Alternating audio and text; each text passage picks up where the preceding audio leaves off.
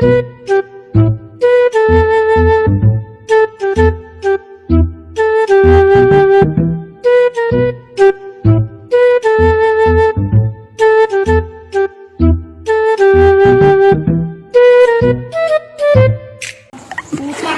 lumulutang na tae!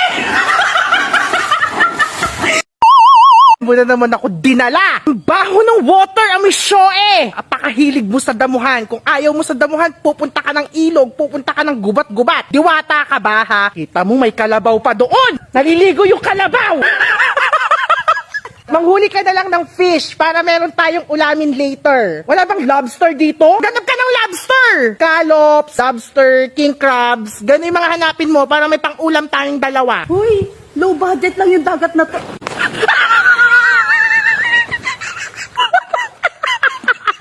Sino may gusto niyan? Ilan na uli mong isda? Ilog pa more. Makakalunok ka na nga lang ng tubig yung lasang kalabaw pa.